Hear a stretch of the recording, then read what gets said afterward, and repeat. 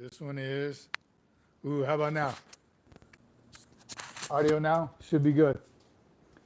Audio check, mic check, 1, 2, 3, mic check, mic check. This one's all green now. 5 by 5, Chuck. All right, thank you guys. Appreciate it. That was my fault. I had the wrong mic on. Wasn't my production team this time. All right, loud and clear. All right, you didn't miss anything. All I was doing is saying welcome and happy Sunday. Hope everyone's having a blessed Sunday and a great weekend in general. Got a lot to talk about. Actually, just like two subjects, but a whole lot with it.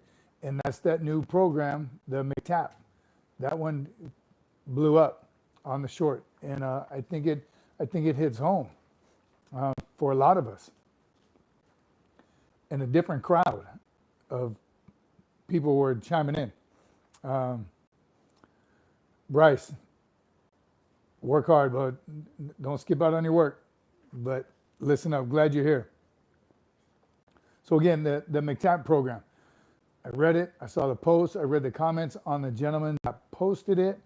Again, that was a lot of information passed. Of course, he was very biased towards the pilot program because it sounded like he was somewhere in there in the decision-making process. And that's what I have a problem with. That's the thing I think about, the whole planning in the box thing that I talk about a lot, because I've seen it a lot recently. Since I retired. I don't remember it being like that when I was active duty. So that's why it's a shock to me, and it's hard to take. It's hard to understand why leaders would do that.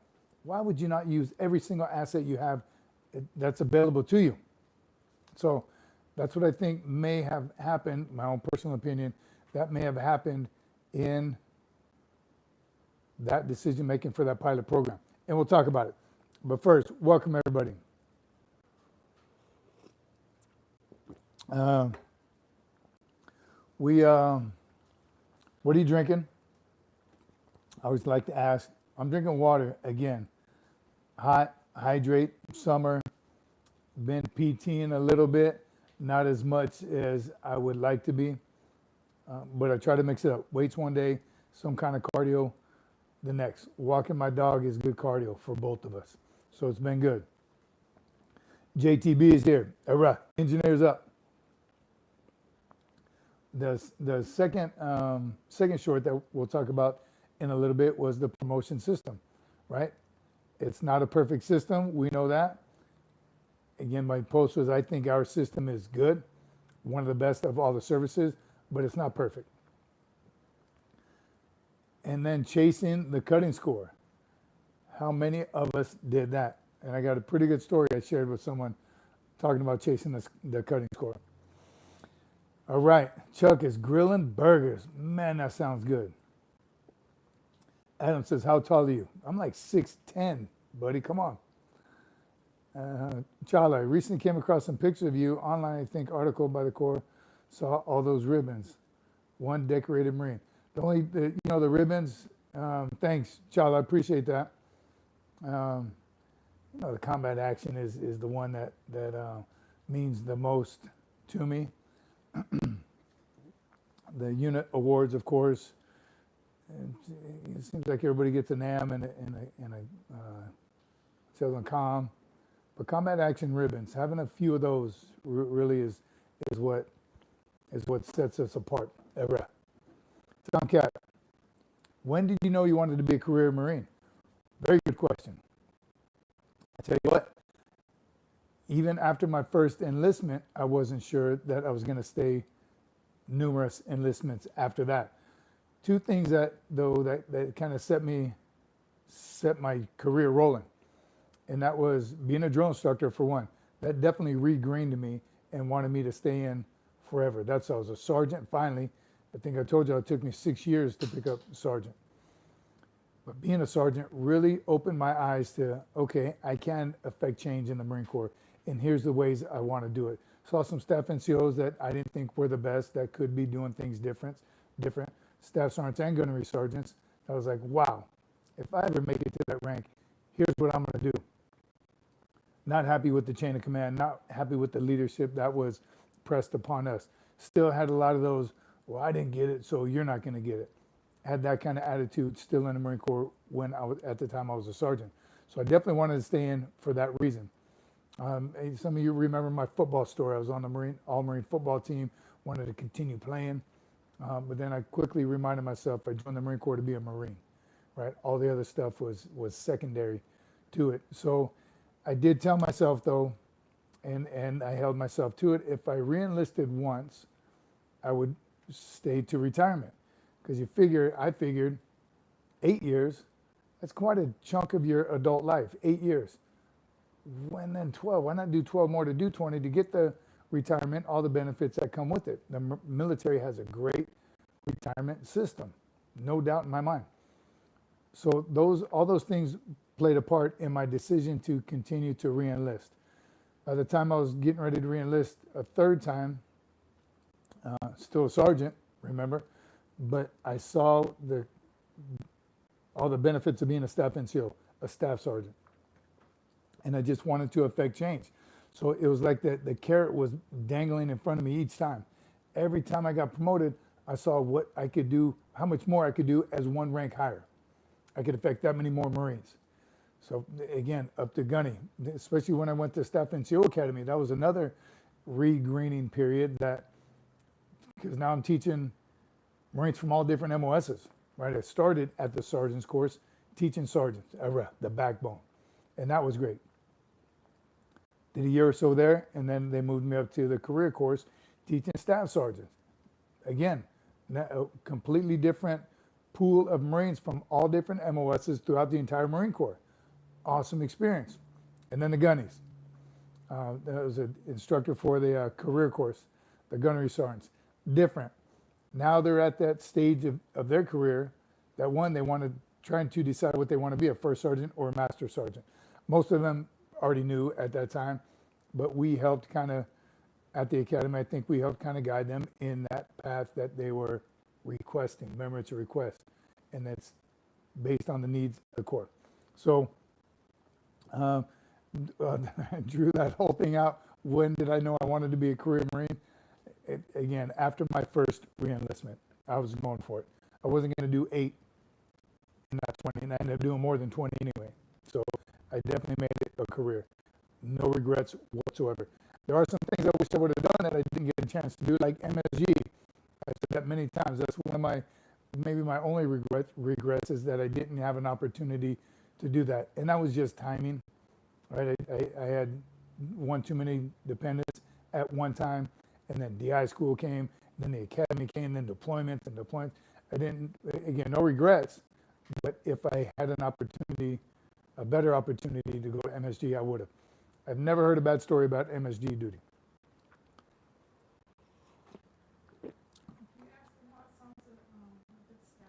The staticky. One more sound check, if y'all don't mind. Sound check. Does it sound staticky? Coming from the production team, they want me to ask. Audio is messing up for me. Dang, Caruso. Messing up how? Staticky or in and out? Let me take a look. Is it my microphone? It's all green and it's staying green. Coming in loud and clear. It says Dream Man. Department of Homeland Security. Uh-oh. Sounds great. Turtle Swag, good to see you. Staticky for Garcia. Some are staticky, some are loud and clear. Yet another podcast. Static for me at times, says Chala. Okay, my production team just ran away. I think they're going to get a different microphone, maybe. So hang tough, or hang tight. I guess you don't have to hang tough, just hang tight. That's because they're wearing headphones. Those of you that it's staticky, are you wearing headphones? Great point. Muffled and static. That 2216 kid. Static is from the mic rubbing on your neck. You think so? Man, that's what my production team just said too. What'd I do? I just want me to hold it? Nope. Broken but readable, no headphones. Man, I'm going to hold it. How about if I hold it? No headphone here, still staticky. Then I'm touching it, but what if I don't mess with it? Negative on the headphones, clip to your shirt. It was.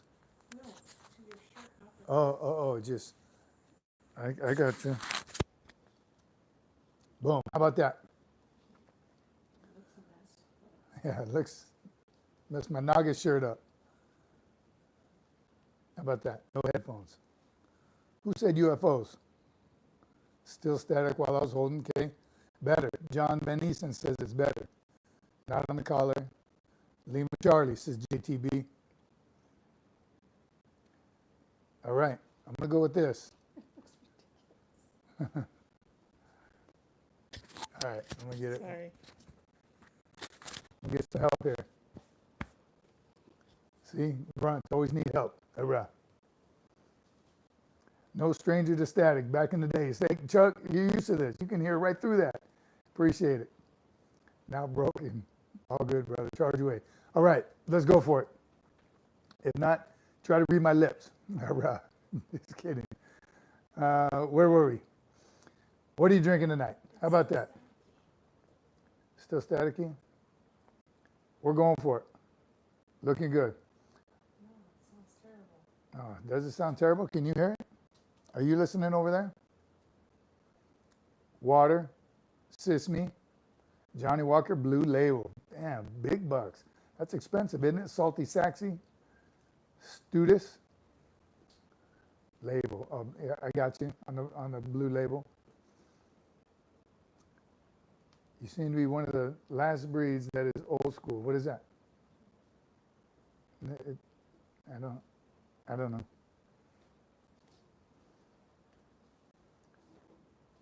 This old school I served 0413. It was a gift. All right, Salty. That's how I get my good whiskey as well. I don't pay that money for it.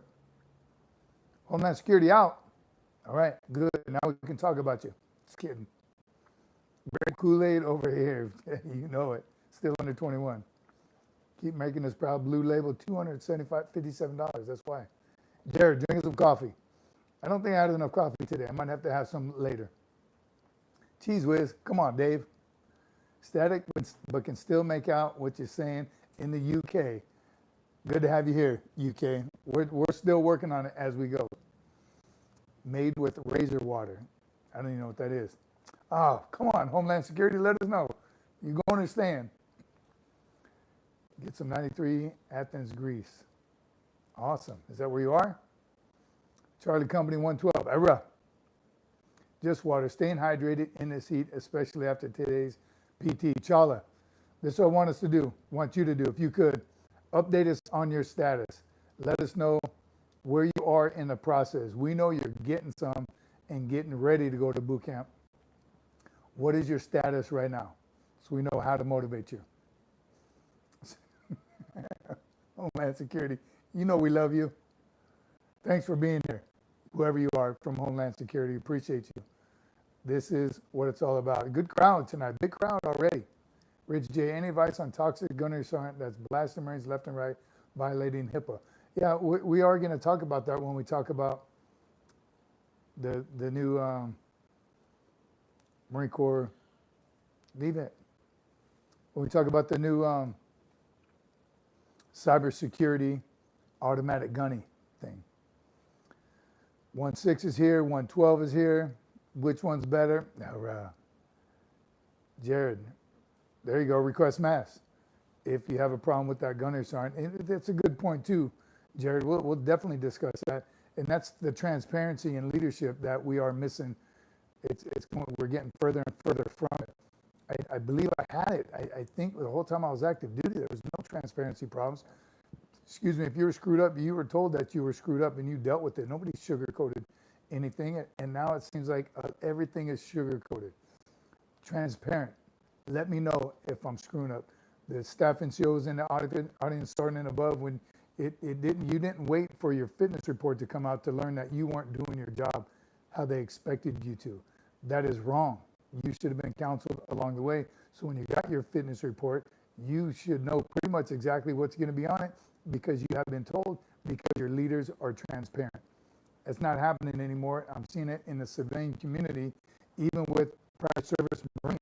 We're not getting the transparency that we had as active duty. We have a great system. All the military runs the same way. The commander and the senior enlisted advisor to that commander. It's a perfect system. It's been working for 248 years. So why in your civilian job would you not continue to do it that way? A proven system. So we will talk about that gunnery sergeant. We're still a little. All right, Chala says, we'll be reconnecting once I get home. We'll be here, Chala. We'll be waiting for you, brother. Okay, time out. Cool down period. We're gonna time out for sound. Really? You wanna mess with this now? Nah. Yes. How's it been? Okay, how about that? We just changed mics. Some yes, some yes, some yat. Oh, yar, you meant yat. All right. If you're in a tracker, you ain't, you know what? Kenneth, Sergeant Major, really enjoy your hat. You see it back there? How about that? I pity the fool who don't eat my cereal. I'll move. Blessings to you, sir. Love your channel. Peace and blessings. Jade, something, I missed it. Blessings to you, my friend. Absolutely, on this beautiful Sunday. All right, one more sound check, everybody.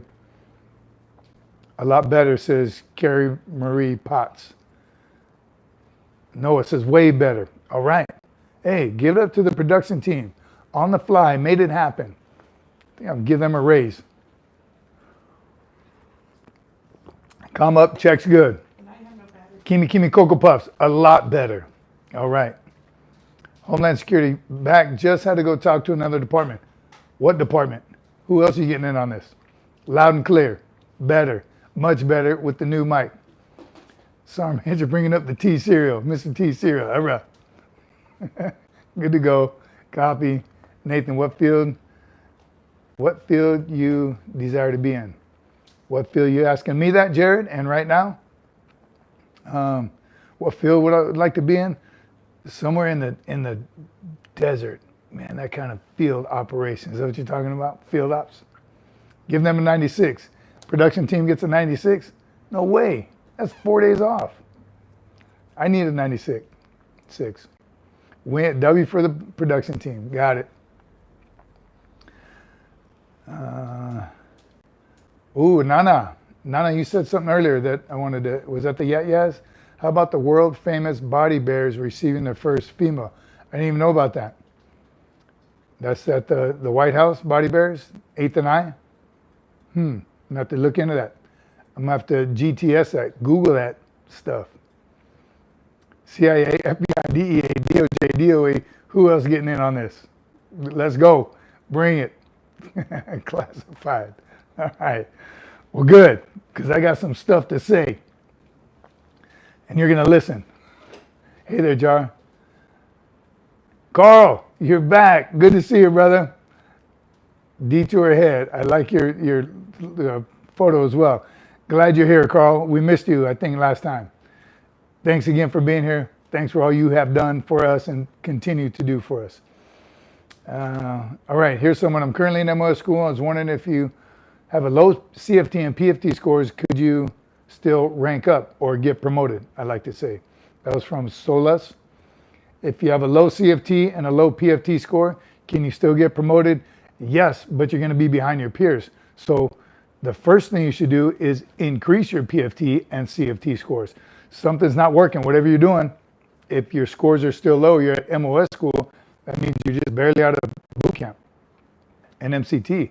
So hit the road. You got to hit the pavement. Do those, the PFT and CFT often. Find a good workout buddy that is better than you, faster than you, and stronger than you, and work out with him or her. You have to do everything you can to get back in shape, back in boot camp shape. If they're low, yes, you still can get promoted, but again, you're going to be behind your peers. It's going to lower your cutting score. up until sergeant, and then when you become a sergeant and above, you're going to be behind your peers because all that gets graded for your promotion. Remember that promotion board we talked about where they're going to put you in your picture and all your fitness reports in a room, all your good stuff and all your bad stuff, and they're going to brief it.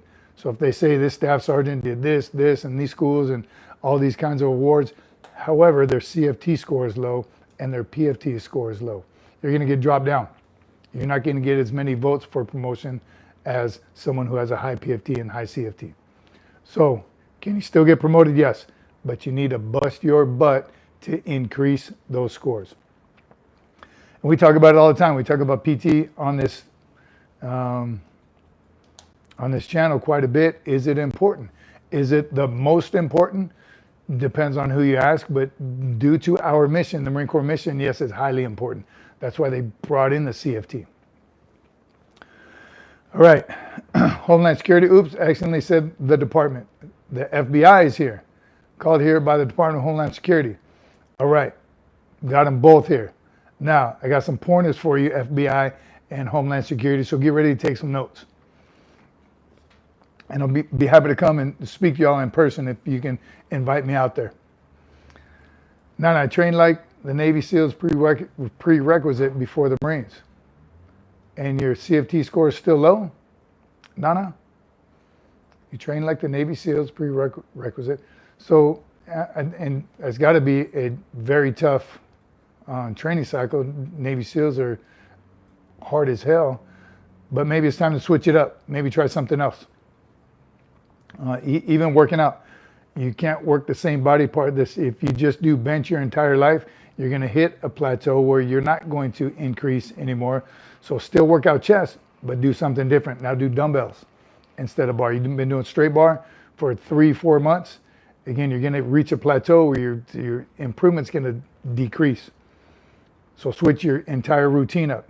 Still do chest, again, but do dumbbells, do the cables.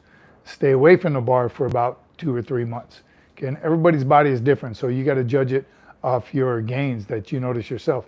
If it's the run or the fireman carry, the buddy carry, fireman carry, that kicks a lot of people's butts. So how do you practice that? Carry someone very, very heavy. Okay, get one of them dummies that weighs 200 pounds. Carry that, run up and down the street, boots and utes. Everything that you want to, just like baseball players. They put those donuts on the bat when they practice swinging. That makes it a lot heavier. So when they go at the bat, they take those donuts off and they can swing that bat. Practicing with the sword, those of you that know, have been using NCOs and above, that have the NCO sword, and officers, a good way to practice with that sword is keep the scabbard on, right? Just get a boot band and tie it around that handle and so it stays on there, and practice all your sword moves with the scabbard on. It's heavy, it's very heavy, but it builds the muscles that you need to build, the correct muscles to operate that sword properly. Then, you take the scabbard off, that sword is light as heck. So same way with your PFT and CFT. Wear a weighted vest, right? Start with the vest, then put a SAPI plate in. After a while, put the back SAPI plate in, make it heavy. Then when you go for your test, it'll be that much easier. Hope that helps. Nana. Facts. All right, Salty says, any pointers for those struggling with thoughts of suicide after EAS? Yes, plenty of pointers. Salty Saxy. Plenty of programs. All those phone numbers, all the commercials you see, all the flyers you see in the VA, anywhere. Firmly believe we have been at a point for the past, since I've been retired 12 years, that you must talk about it. I remember way back, and some of you, my generation, remember it's something you didn't talk about. It was a secret. Don't talk about suicide. You don't even say those words. That was way outdated and very wrong. Talk about it. It took me a while personally to finally call one of those numbers because those thoughts are there. And even when I did make that first phone call, it was to some woman on the other line who wasn't. And first thing, are you a service member? She said, nope. Have you ever said nope? Anyone in your family? Nope. I said, so you have a certification that allows you to accept these phone calls? She said, yeah. What do you want to talk about? And we talked about everything except suicide. And it was great. It was a great conversation. Loved talking to her. I even asked her, if I call this number again, can I talk to you? She said, well, absolutely, 100%. So just talking about it, just let me know that it's okay to talk about it.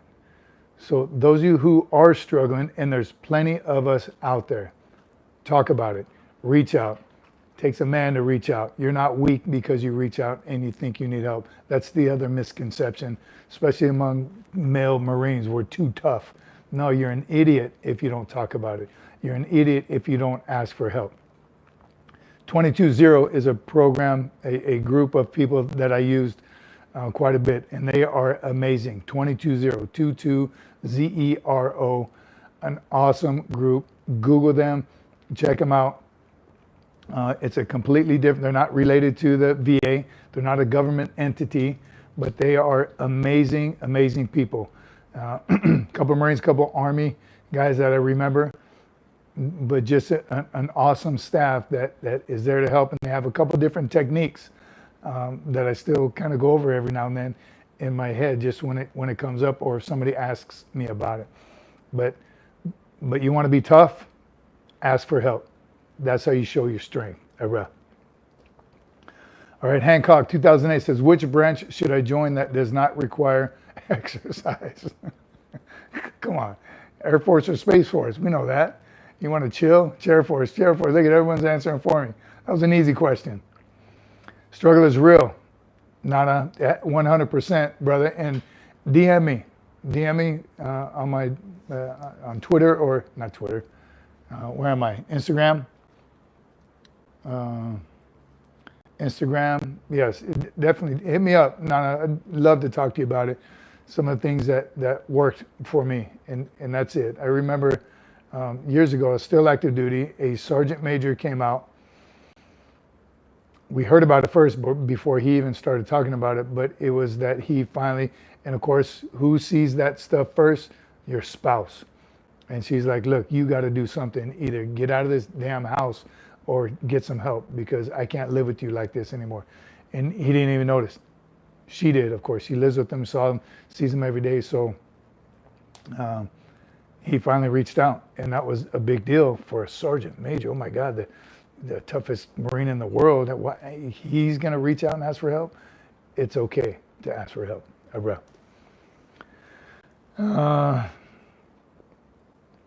Salty Sax said, I'd love to do that, but I don't have any social media. Did I miss something here?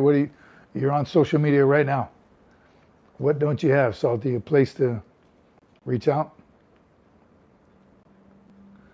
Some people do ask for help, but it's not the right help, or try to fix something else. Chris Nance, good point, brother. So even though I told you that first phone call I made to this woman, and I received that card from somebody. She was related, I'm guessing, to the VA somehow, somewhere, and it was a government entity. I didn't call her back. But what it did is, again, open my mind up to, there are people that do want to help. There are tons of people that want to help. Tons of agencies, tons of groups, all the VSOs, Veteran Service Organizations. So many people want to help, but they don't know you need help. So you have to reach out. And it's the first or 10th phone call might not be the right one, but eventually you're going to get it. The 220 I told you about, that came from a friend who, a near and dear friend. We went to middle school and high school together. She was in the Air Force. She gave me that number, and this was months, maybe even a year after I made that first phone call. So I finally reached 220, and again, that could have been the 10th or 12th interaction I had about suicide and PTSD and all those subjects we don't like to talk about. But it's not going to be your first phone call or second phone call. Don't give up if you're still feeling those feelings. You have to just continue to power through. All right, great points, everyone. Thanks for bringing that stuff up, because it's not talked about enough. We do the 22. I did the 22 push-ups a lot. 22 for the 22, and thank God that it's not 22 a day anymore, but at the time it was 22 veterans a day were taking their life. Way too many. One is too many. Last time we checked, it was about 18 or 19. Do you know? I don't know what the current count is, but again, thank God it's not 22, but still one is too many. The number of homeless veterans is too many. One is too many. So we have to talk about it. We have to bring awareness about it, and we have to support each other 100%. Sean Willis, Alaska is in the house. URAH. Yes, true ghost. Sad numbers, sad facts. CV59 says, you won't fail a PFT, CFT, you'll probably just, well, I think we've gotten better with the PFT, right? Everyone does 100 crunches. I know it's the counter, counts by twos, sometimes counts by fives. I think, depending on the unit, you get better and better at it, monitoring the PFT and the CFT so it's accurate. And here's where it's gonna pay off: when you need it, when you're in combat. So don't fake the funk. Train more. Too many, Nana. John McJunkin. Good evening, Sergeant Major. Good to see you again. And good to see you, John. Welcome. We already had a ton of great conversations already. Switzerland is in the house. Good to see you. Scott Shipley. Hey, Scott. What I intended on talking about first was the new program, MCTAP, Marine Corps Talent Acquisition Pilot Program, right? That's what we're looking for: cyber security personnel to enhance our cyber security, not cyber security, cyber, was it cyber safety? Yeah, to improve our cyber capabilities, right? Which again, 100%, if we need to enhance our capabilities, let's do it. We need to do it. The pilot program that we're going to implement, which is already implemented, starting this month, and it's going to last, they said, for 2 years. MCTAP, look it up. Marine Corps Talent Acquisition Pilot Program, to enhance our cybersecurity capabilities. And who they're looking at is prior service military, which is great. Those prior service guys that got out, maybe they changed their mind. They got out, now they want to try to come back in. Those are prime subjects, prime candidates, if you ask me, specifically Marine Corps. Because here's the kicker: they are going to, after boot camp and after some PME and some, hopefully a lot of scrutiny on their lives and their training and their capabilities, they're going to make them, and somewhere I said E6 or E7, so staff sergeant or gunnery sergeant. But they're also going to accept or interview or check on recently graduated college guys and girls in the cyber community who can help, again, enhance our cyber capabilities. Here's the discussion with that is gunnery sergeant. To make gunnery sergeant in the United States Marine Corps is tough. Blood, sweat, and tears is how I wrote it in one of the reply to one of the comments. Blood, sweat, and tears. And I remember what it took for myself to make gunny, and everybody around me and helping me along the way, my wife, my kids, the things that went into it. Again, working out 24 hours a day, trying to make sure I was physically fit. I met all my PME requirements and some, volunteered for every school. I did everything, my MAP training. Roman's just now mentioning everything that was at the top of my game, checking my records, constantly doing everything possible to make sure that when I was eligible for promotion to gunnery sergeant, I was ready. When the Marine Corps was ready to accept me as a gunnery sergeant, everything was perfect. And it's not easy. And it takes a lot of time, a lot of effort, a lot of URAH to make that happen. And I finally got it, which was the same route that every single gunnery sergeant out there had to do to get to that rank. So to take these guys, even the prior service guys, all branches of service, or someone straight out of college, to make them go to boot camp, which is great, I was very happy to see that at least they're making them go to boot camp. And it said some follow-on PME. And I'm not sure if they're talking sergeant's course, career course, whatever other schools that they're talking about them going to. But then making them gunnery sergeants. E7, I have a problem with that. And here's why. Someone said, well, they do it in the band. One, it's the president's own that they do it. And those are band members that stay in the band. They don't do anything else except the band. Are they leaders in the band? Sure. But they don't have lance corporals and PFCs and doing working parties. They don't answer to lieutenant colonels, majors, company commanders. They don't have the same kind of training environment as a gunnery sergeant in cybersecurity somewhere out at a FOB, maybe if you're training, you're at the headquarters of Marine Corps, wherever. There's going to be other Marines. There's going to be much more leadership, billets, and opportunities. And then what does that say for the gunnies that they're going to be working alongside with?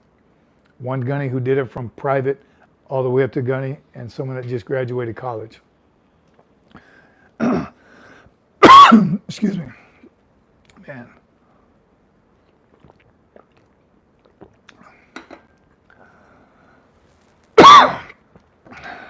Went down the wrong pipe. You need I think I need something.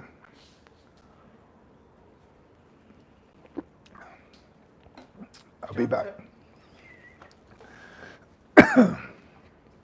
Man. Don't be dying on the live stream. This live. I need some help. Come on.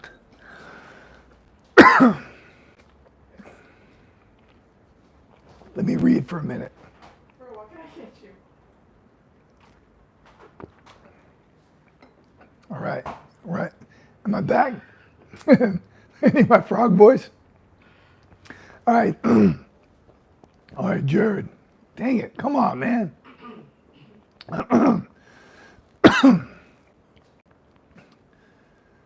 Two. I want to hit those two right now. Jared says, come on. Was expected of a sergeant of Marines. I know CPR.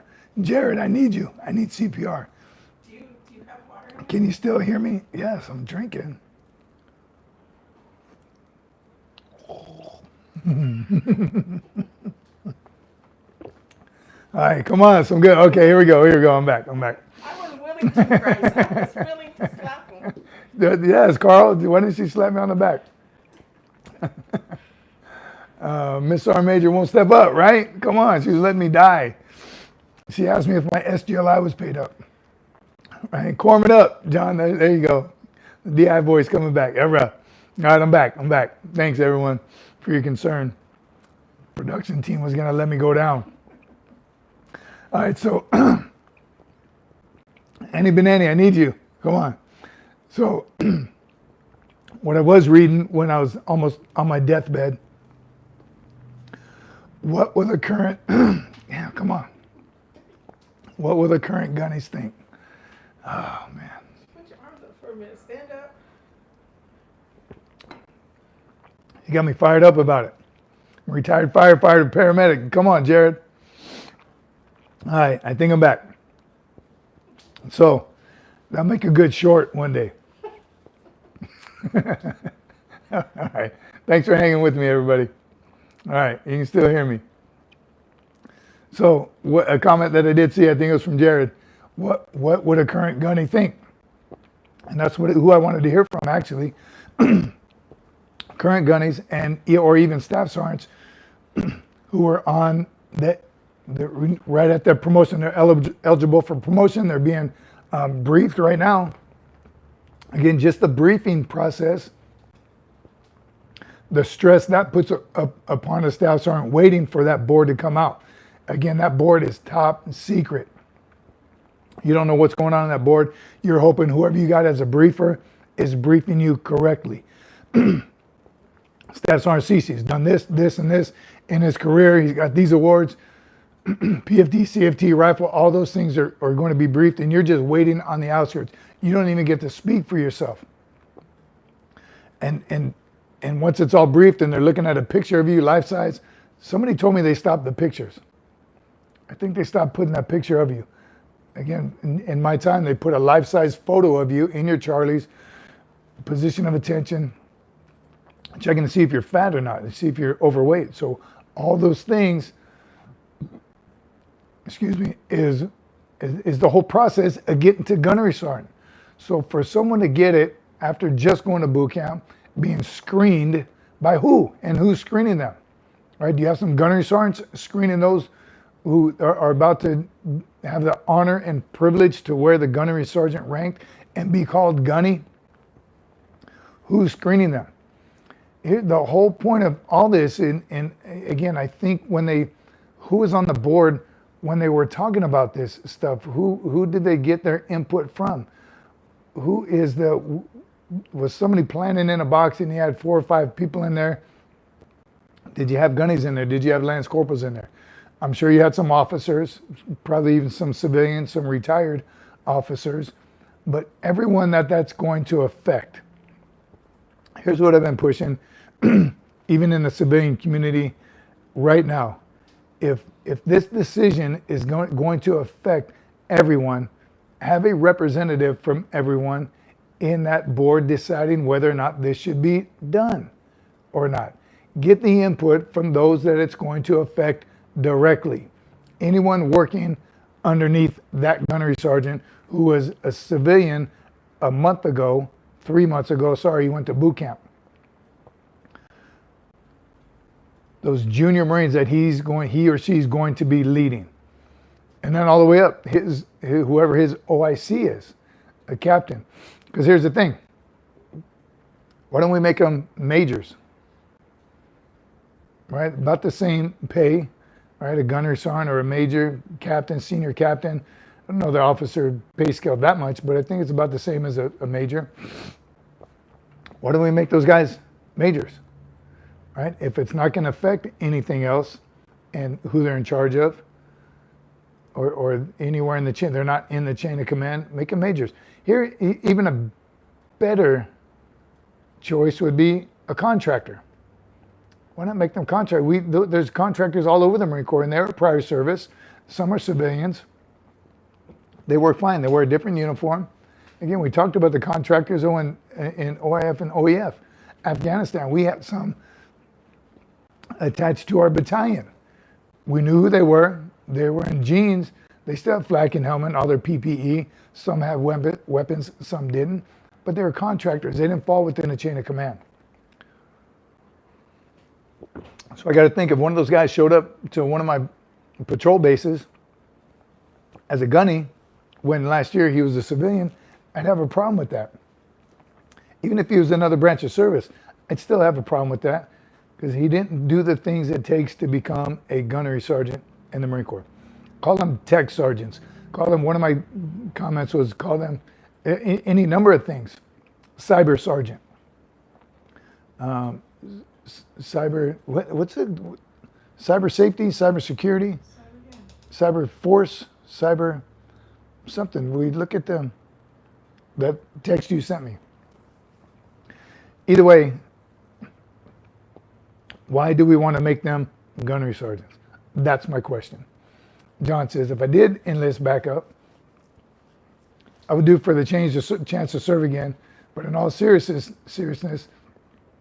I'd never accept the instant promotion to gunnery sergeant. That would just be wrong. John McJunkin. Amen, brother. I wouldn't want anything that I didn't earn or deserve. No way in heck. Charles is back. Era. Semper Jared. It doesn't sit well with me either. XP, I'm telling you. Something just doesn't feel right about it. And then, I'm not a conspiracy theorist, but is somebody, what's the interior motive?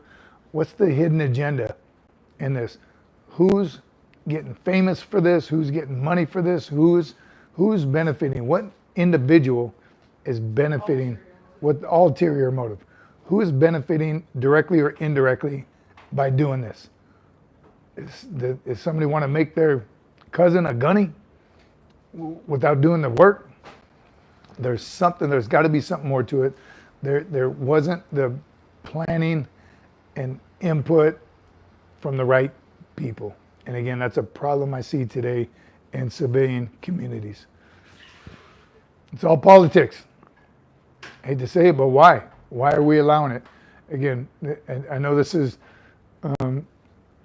man, somebody laid it out completely for us. How General Lejeune started it, talked about it 100 years ago. And again, that at the end of the day, if it's something that we need to enhance our cybersecurity systems, make it happen. Contractors. Maybe make a new rank, says Jason Atterbury.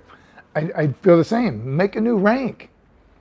If they went to boot camp and they passed, okay, then they earned the title. Sure, but they earned the title, but make it a new rank. Or a special designator, technical sergeant.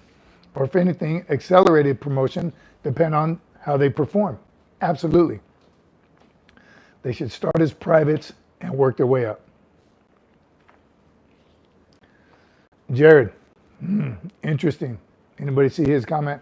Not to bash, but our Sergeant Major of the Marine Corps is soft. Well, I hope he was in that meeting and somewhere on that board, but then again, if he was, how did this come out?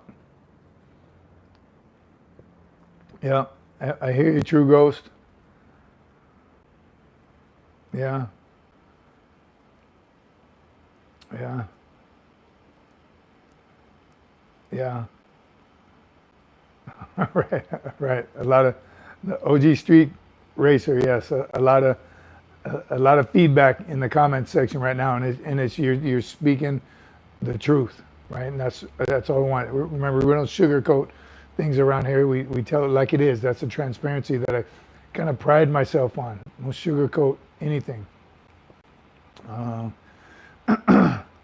Ramon, that's another touchy subject right now, but whether you've been to combat or not, because there's not too many Marines that don't want to go to combat. There are some, but the timing has to be right. If you missed it, I was in for 6 years before I went to combat. Trying to modernize the Corps. We have traditions from 1775. Why would you make a mockery of that? Disrespect all who that wore the uniform. That's what makes us different. That's what sets us apart. Is the Marine Corps different? Hell yeah, and we are for a reason. So why would we want to disrupt any of that? History and traditions is what we pride ourselves on, and that's everything we know from boot camp. Day one, ask any Marine, past or present, when the Marine Corps birthday is. 100% they all know. I've never met a Marine that doesn't know the Marine Corps birthday. The other services, do some of them know? Yeah, you got some hard charger, Army, Air Force, Navy that do know their birthday, and they're motivated and they're awesome. But 100% of the Marine Corps knows Marine Corps history. So that's what sets us apart. That's what makes us different. Marines are fanatical. Somebody asked me about what? Marines are fanatical about being Marines. And that's what sets us apart. So why would we change things that make us different? We have a different mission. Quit messing with what's working. All I got to say. No, I got plenty more to say. But we will move on, because I do want to talk a little bit more about the promotion system. I got a funny story. My wife just heard it for the first time. I thought she already knew. November 10th. URAH. What is that? Maybe. Do I need some honey? Honey and lemon? Has the Marine Corps gone DEI? Holding on. Holding on to hope. I hope not, Dr. Idiot. How do you feel? I feel better. I feel better. She's offering me honey right now. November 10th, 1775 was my first birthday, and November 17th, 1998 is my second birthday. URAH! Good on you, Noah. Man, I wish I was born on November 10th. My wife is close. November 7th. Yes, everyone knows her birthday. Look, she just got mad at me. Our first Marine Corps ball together. Our first Marine Corps ball. It happened to be on November 7th.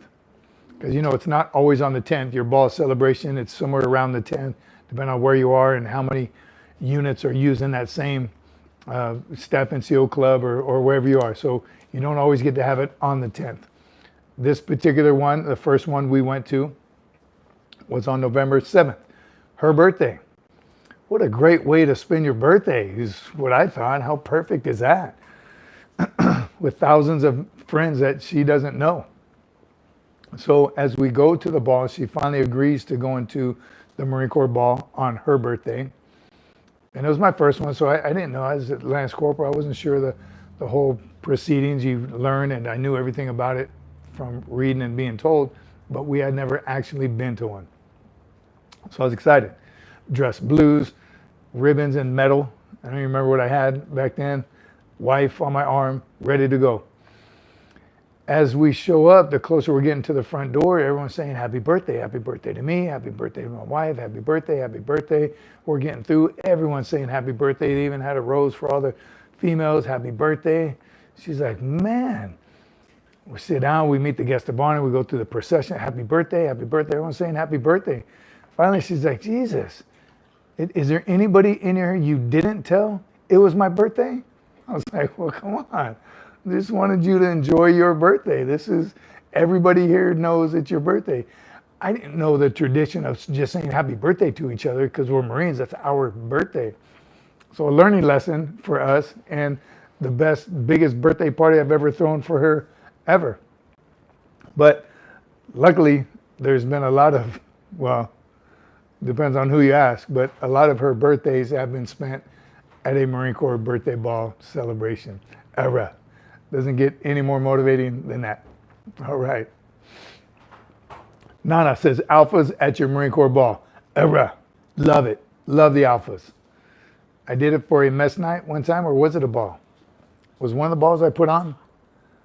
I think I did put on a ball, and the uniform I prescribed was alphas. Got some haters. People were pissed off. They didn't like it. Where was it? I'll leave it there. That's good. She got me some honey, tea, hot tea, and honey. What do you want? Eat this in front of everybody? So the alphas. I love the alphas. They, it's again, history and traditions. It's an uncomfortable uniform. It takes a long time to actually get it all together. Right now you got the long sleeve shirt, the tie clasp, alpha belt, the little button on the end, and you got to make sure you don't lose that belt loop. There's a lot to it, but it's history and traditions on that uniform. And I remember checking in one time it was in Camp Pendleton, checking into a new unit. Man, I think I was a sergeant, and got my alphas on. Do they still do it today? Do you still check in alphas every time you PCS? Got up early, got my alphas, was going to check in. I couldn't find that belt loop, right? Do you know that belt loop that isn't attached? So you got to make sure you don't lose it. Couldn't find my belt loop. I was like, man, what did it do? Do I check in without it? Nope. I go to cash sales, of course. Show up to cash sales, and it's like 6:30, doesn't open until 7. And I was like, man, what do? I got to be there at 7. I got to check in. What do I do? And luckily, I looked in the window thinking, man, can I call somebody? And I saw a woman walking around in there, banged on the hatch. She comes to the door. She's like, why? We don't open until 7. I was like, ma'am, so sorry. I'm checking in. I got to be there at 7. I got like 15 minutes. I don't have my belt loop for my alphas. She looked. I was in my alphas. She looked at my uniform. She got mad at me. She chewed my butt. She's like, you're a sergeant? You should know better than that. You're out of uniform. Why are you walking around the base out of uniform? What's the matter with you? Like, if she could, she probably would have wrote me up or PT'd me. Finally, after begging her and receiving it butt chewing from her, I locked the attention. Yes, ma'am. All right, ma'am. Nothing I could say. She ended up hooking me up and gave me a belt loop so I could check in a proper uniform. All right. Those are the alphas. Love them. Love the alpha uniform. All right. I missed what you wrote, but I see everybody saying SFMF.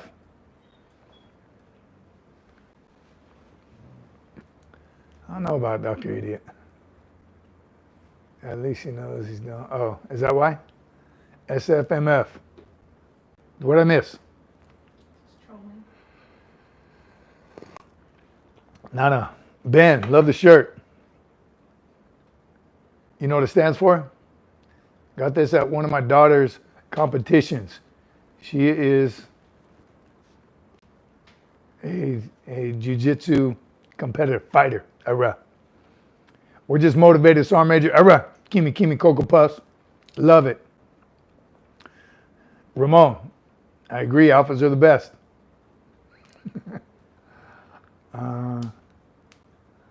Nothing is gone. So alphas do make a statement. And did you notice, those of you who do notice, the Army's uniform, any soldiers on here, their newest service uniform, very close to our alphas. So you know we're doing something right. And that uniform hasn't changed in hundreds of years. Marines are good about our uniforms. The new digi pattern, and I talk about this all the time too, because as you watch the other services go through different camouflage utility uniforms, they pick one, somebody likes it, they buy 10 million of them, wasting our money. And then 4 years later, they don't like it so much, so they change it again. I can't even keep track of how many times the Army and the Air Force and the Navy, perchance. Remember the Navy for a while had them blue suede boots to match? They've changed, all the services have changed uniforms so many times, camis. It's not cheap. That's where our money's going. The Marines studied that Marpet uniform for 10 years. I remember as a corporal, they gave us, one of our platoons, a set of them just to test them out. And when was I a corporal? A long time ago. But we wore them for a field operation, wore them for like 3 months or something, turned them back in and wrote what we thought. This is good, this is good, this is bad, whatever, do our opinions on it. And they did that a few times with a few different units, the infantry, engineers, supply guys, they did it.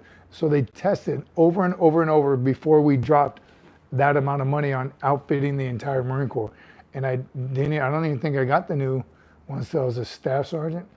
So it took, I'm telling you, it took a decade at least to make sure that we're spending our money wisely. You know, the Marine Corps doesn't have as much money as everyone. We do more with less. But still, still to this day, and that same uniform hasn't changed. We changed a couple things. I think we moved the pockets at one time, but not a serious change where we had to completely outfit the entire Marine Corps. We do it right.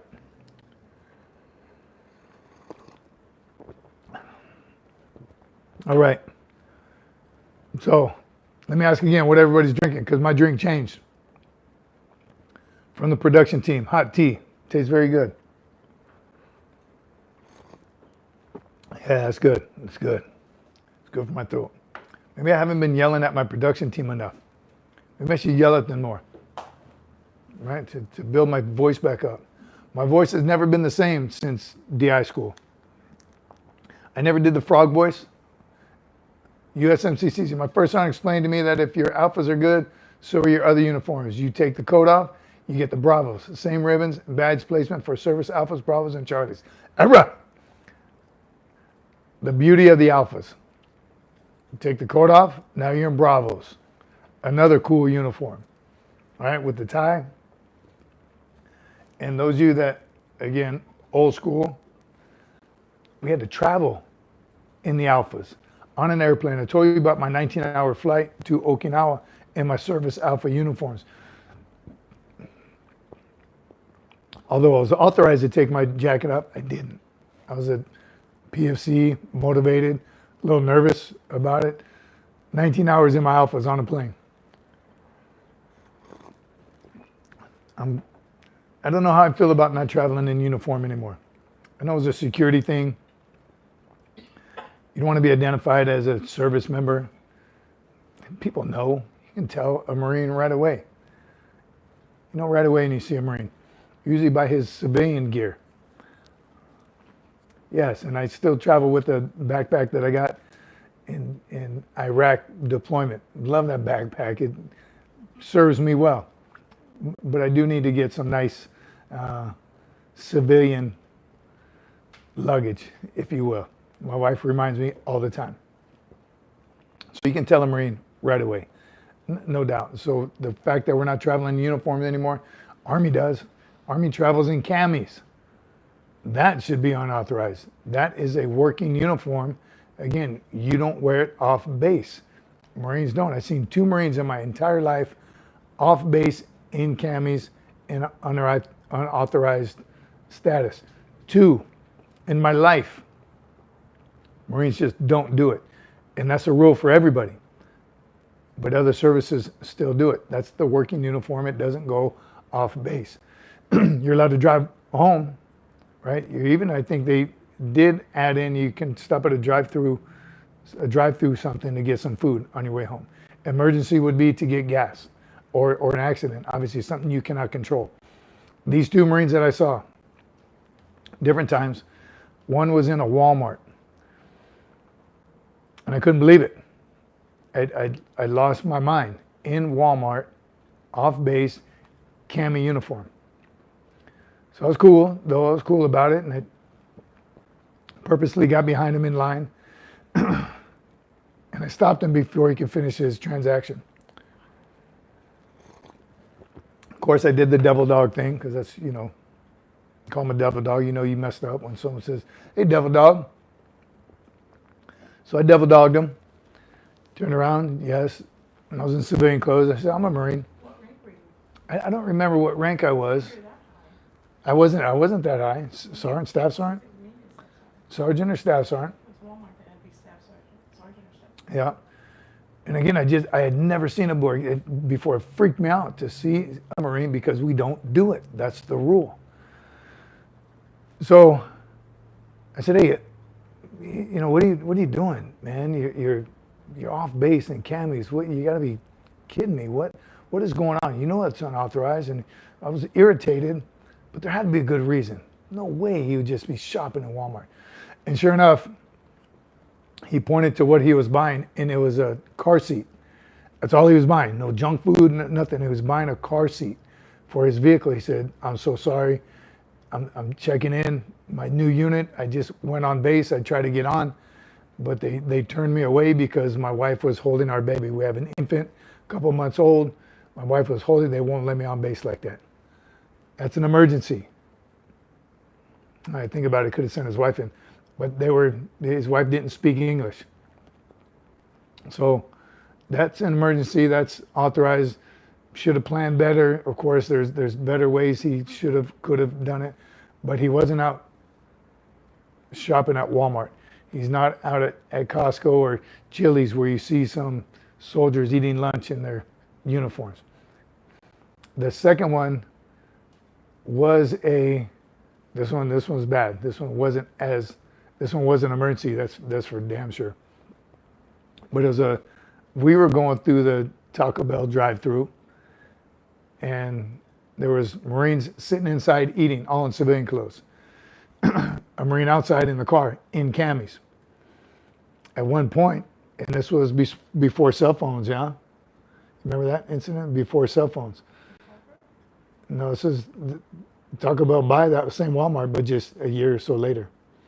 Anyway, you can tell the Marine in the car, he was either ready to go or he wanted, so he got out of his car, was walking to go inside to probably tell his buddy something like, hey, let's go, hurry up, or give me something to eat.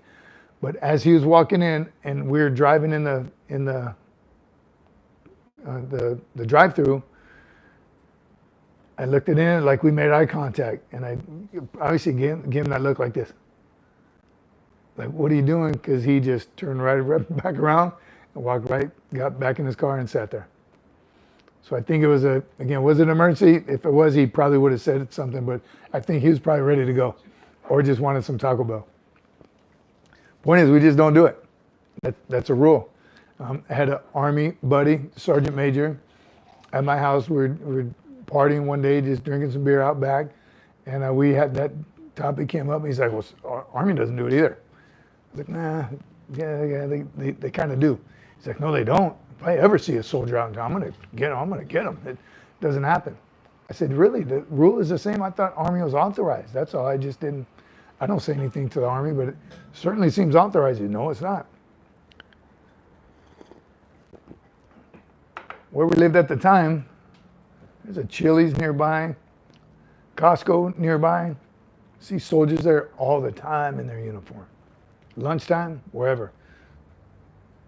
I'm not in the Army, so don't check it. It's just, I know the working uniform is unauthorized to wear off base. Navy, it was those bell-bottom blue jeans, right, with the back pockets in the front. That was the working uniform. That one was unauthorized off base. I don't know what their standards are, the rules are now. But that was interesting to me. Noah said, I live in Jersey and see Army guys all the time in Wawa. Only time I correct soldiers was their patch. I don't know enough about their patches, Doc, but I've seen the stolen valor stuff. Learn a little bit from those guys. Army guys know your patch, you're wearing the correct one, correct spot. The Navy dungarees, that's right, John. That was unauthorized off base at the time, the dungarees. All right, with the back pockets in the front, the bell bottoms. The bell bottoms, so what I was told, they were big like that, so if they had to take their trousers off with their boots on, right, in case a man overboard or something. Jared says, I live near DM Air Force Base. They all go everywhere in camis.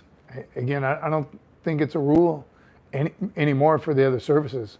Not sure. If they're in public with the uniform, wonder what their social media looks like, right? Crazy stuff on social media in their uniform. I pray, I hope and I pray the Marine Corps never, again, one of those things that, are they going to follow suit? Are they going to give in? Are they going to go with the norm? They better not.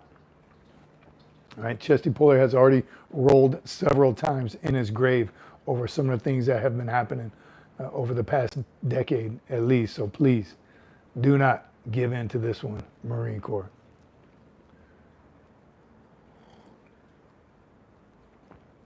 Right there, Navy wears their camis off base in Coronado all the time. I'm gonna have to look it up. Maybe my production team will look it up right now.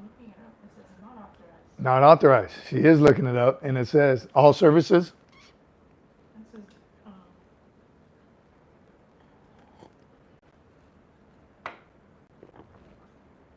The working uniform. Be worn during normal class at shopping, banking, and dining before, during, and after the workday. Shopping, banking, and dining before working hours. Yeah. Who knows? Again, we know what the Marines do, and they better not give in. That's all there is to it. Marines uphold their standards. Right? Even Annie Benani gets it. We would be bad, because then all civilians would see all the Marines looking like, yeah, that's CV-59, way off the track, because Marines don't look like bags in their uniforms. Even our camis are squared away. We've known a few. I mean, of course, do we have our 10%? Yes. Jason says, I remember being at Balboa Naval Hospital with the little signs that say you can go uncovered while, dang it, I missed it. Uncovered, the uncovered thing. That was a good topic, a short that I did about saluting. And some soldiers kind of lost their mind. Wait a minute, if you see an officer and you're in civilian clothes, you don't salute him? That's disrespect. No, Marines do not salute uncovered, period. I'll tell you a story at the end of this real quick about a time I don't even want to talk about it. But we don't salute without covers, period. We don't salute in civilian clothes. When you recognize a Marine officer, you're in civilian clothes, you pop to attention and give the verbal greeting. Good afternoon, sir, ma'am.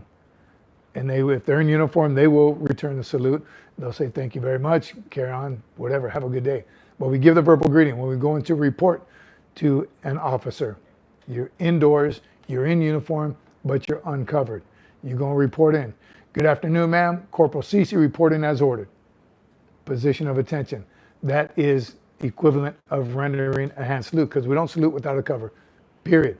Do we wear covers indoors? Yes, when we're under arms or on duty.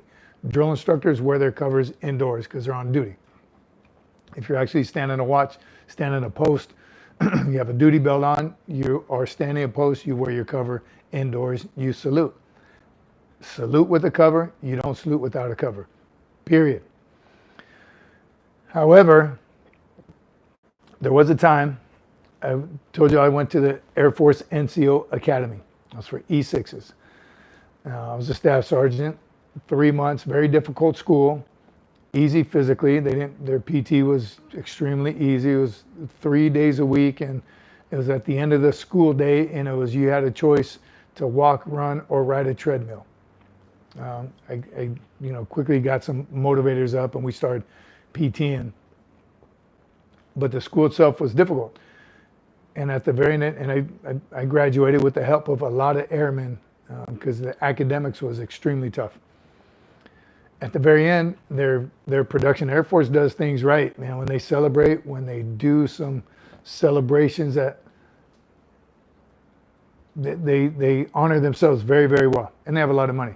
So the graduation was indoors at their staff club, all kinds of decorations, and everyone was in their dress uniforms. So I was in my evening dress. Only Marine there, 100 and something airmen, only one there. And the process was shake and take, salute the general, shake and take, and take off. Just like that, easy. So when we were rehearsing, I walked up there, I just gave the verbal greeting. Good morning, sir. Did the shake and take and took off. And the airman guy, he was like, hey, you forgot to salute. I was like, no, I didn't forget. Marines don't salute without a cover. He said, well, you have to salute, it's a general. I said, very well. So the second time we rehearsed, I brought my cover. I walked up, put my cover on. Good morning, sir. Boom, shake and take. He's like, no, you can't wear a cover. Nobody's wearing a cover. You'll look different. I said, I already look different. I'm a Marine. I can't wear my cover indoors, or I can't salute without a cover. One of the two. Which one do you want me to do? So I looked it up. There is an occasion that you can return a salute in order to not make a situation uncomfortable. It's basically how it said. It's a Marine Corps order. It's not a Marine Corps, it's a Department of Defense order. It says a Marine or sailor, Marine or sailor may return a salute in order to not disrespect someone. So very well. I told the Air Force, I was like, good, easy day. I'll return the general's salute. They're like, the general's not going to salute you first. You don't wait for a general to salute you. So very well, I got it. So of course everyone's sweating it. What's he going to do? I said, I don't need to walk across the stage. This is not going to help me in my career to get promoted. It's not going to do anything for me. You can just give me my certificate. They're like, no, we want you to walk across the stage with everyone else. So bottom line is, I did. I was in line. The moment was real tense when I finally walked up there. And general, I said, let me talk to the general. I'll explain it to him. They're like, no, you can't talk to the general. And luckily, he was a great dude. And, there's so many graduating, 130 some people. By the time I got up there, I walked up, position of attention. Good afternoon, or good morning, sir. He said, oh, good afternoon. Good morning, Marine. URAH, congratulations. And he saluted me. So I saluted him back, shook and took off. Easy day. No one was offended. No one even knew.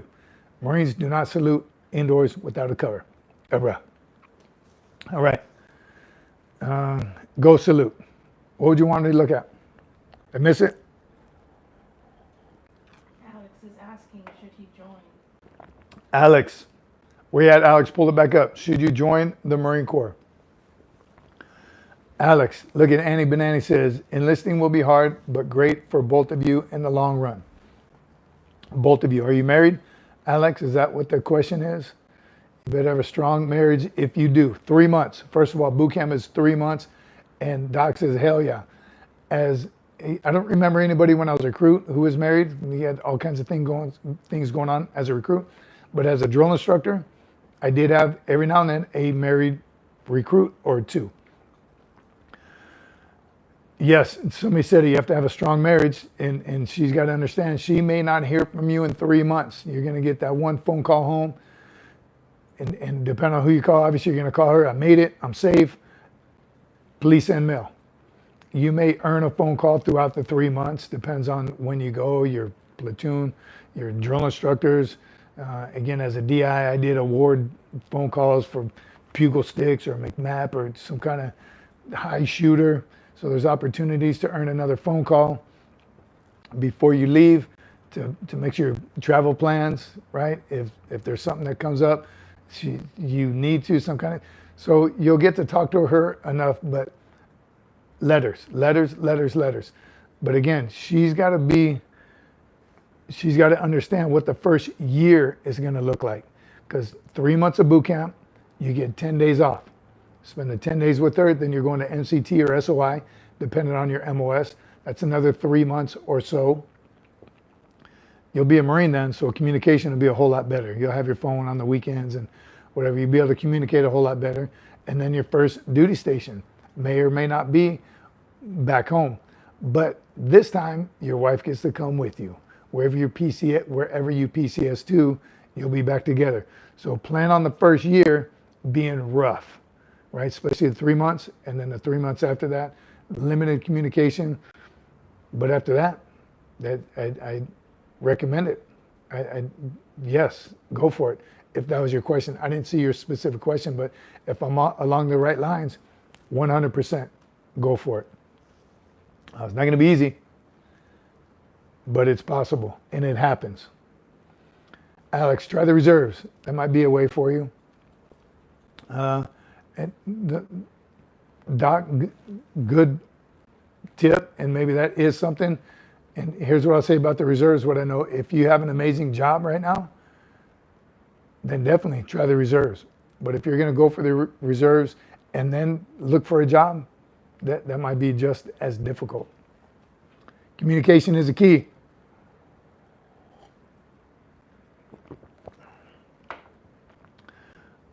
My niece Amber would like to know if you and your wife had a traditional marriage wedding ceremony. She's thinking of listening into either the Marine Corps or Coast Guard.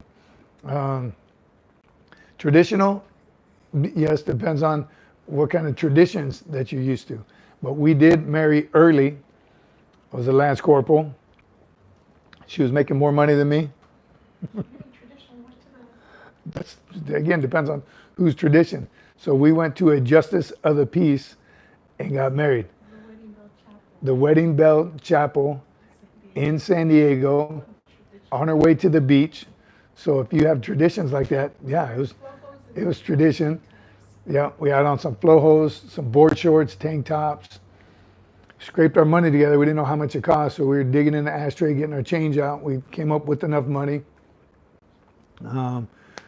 We waited in the line. There was a Navy guy, lieutenant in front of us with his wife, had a big, beautiful dress on, and we had our nicest tank tops on. We waited and we got married. We almost couldn't do it because we didn't have a witness. So the lady behind the counter, her husband, I think he was about 100 years old, he became our witness to witness the marriage. Took about 15 minutes, got married, paid it, got our marriage certificate, and a cassette tape of the whole proceedings. That was the recording device back then. Got back in my wife's car, now wife's car, and continued on to the beach. Got a couple beers, celebrated, and that was our honeymoon on the beach. So traditional, maybe not so much. But 35 years later, it was perfect. The best marriage ever. All right. Ramon says, you will take a huge pay cut, which brings stress to the relationship. Prepare to serve your wife, keep her happy. You'll take a pay cut when? Single Marines made about $600 per month way back when, Jared. Annie Benanni, how are we doing that? I wouldn't be doing it for the money.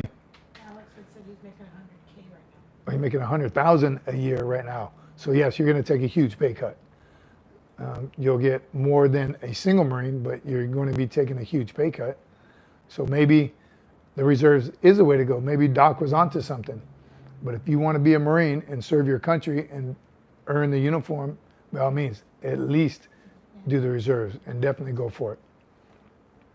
Nana, bless you, brother. One of the best YouTube channels. Appreciate that. All my production team. See some real comments in here. Marine Corps is not about making the money. You're not gonna become a millionaire in the Marine Corps. That's why you gotta set yourself up early. Start doing things that will set you up for success later on. So, can you speak to PHAs and medical appointments and how they tie into the VA disability claim? I know back in our day, we didn't go to medical and took Motrin and changed our socks. Daniel, amen, brother. I did have a lady that was checking my ears when I started doing that whole process. She said, "You have the thinnest medical record I've ever seen for a Marine in my life," because just what you said, "Doc, I got a headache, give me something. Doc, my shoulder hurts. Doc, give me something. Doc, I got blisters." Sometimes we feel like we don't have time to go to medical, or we're too stubborn, too hard-headed to go to medical, so we just have Doc fix it, right? Whatever's wrong, Doc fixes.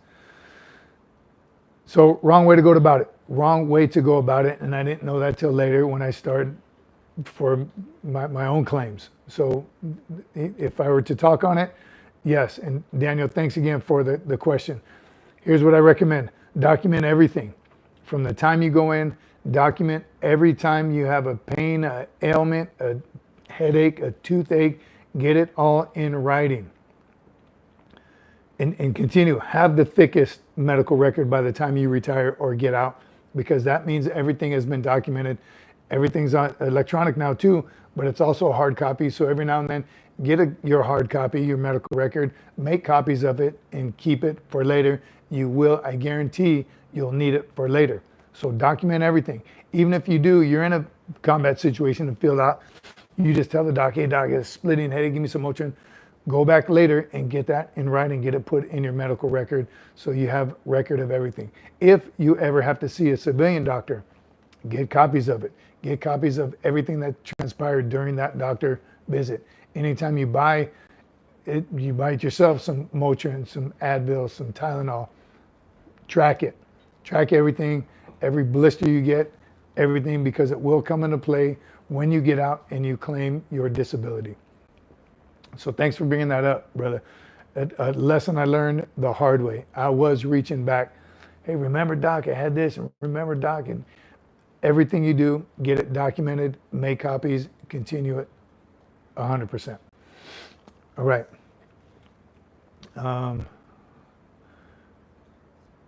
Yes, wrong, Nana. Be strong all you want. Be strong, but get it documented. Even in boot camp, they try to put me on light duty in boot camp. First thing my drill instructor said is, "Good, you're on light duty.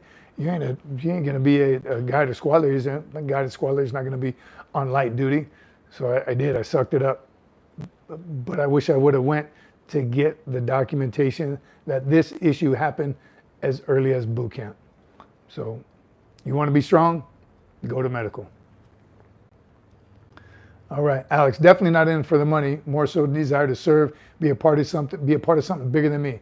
I'm more concerned with housing, food, car, payment for the wife. So, amen, Alex. If your heart is telling you to serve, then serve.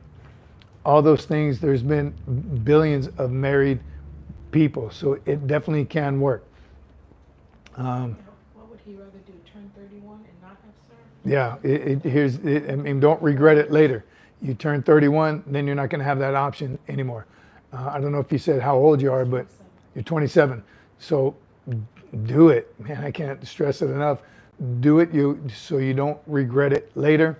4 years and get out, right? It's going to be experience. It's going to change you and your wife's lives for the better. You're going to learn some things that no one else will ever get unless they do serve. And lucky if you do get to travel. Maybe your first duty station will be Okinawa, Japan. When else would you have that opportunity to live in a place like that? Or whatever coast you're on now, live in the other coast, just to understand what it is you think you're feeling, because you're feeling it, obviously, if you're even talking about it. So is it going to work out for your wife? Again, it's not going to be easy, but it's going to be worth it. 100%. No one can ever convince me to change my mind to advise that way. You need to go for it. I saw a post, and I think I've said it on here before, is a meme. It said, I chose Marines so I could talk trash for the rest of my life. It's on you. And I haven't been reading all the comments, Alex, but I think there's you probably got a good mixture of both. But ultimately, it's up to you and your wife to go for it. Have your wife watch some, I'm sure there's spousal YouTube channels, something to see what a spouse goes for. She could work also, it depends on what she does now. If it's something, a lot of spouses work on base somewhere. So if you are in an MOS that you're deployed a lot, you're gone a lot, she can get a job. I don't know if you mentioned if you have kids or not, but this would be a good time to do it right now. And then after those 4 years, make a decision. Is this something you want to make a career out of? Or then go into the reserves and continue your 3-digit career job already. But you'll never regret it. Again, no doubt in my mind. Somebody changed my mind. Camp Hansen was the best. XP, I loved Hansen. Hansen House of Pain, the best gym in the Marine Corps. And they also have the best Popeyes over there in the world. I was there quite a bit. I don't know which one I was more at, either House of Pain or Popeyes, but both staffs knew me. As soon as I walked into the food court in Hansen, they said, oh, Cece, wing, 5 count, come, we got you. But overseas would be great. Alex, negative on the children. Again, prime time to go. Right now, you don't have kids not to worry about, but to take care of as well. So that's one less stressor you have, right? If your wife's tough, she can hang. Again, spouses do it all the time. It's not something new.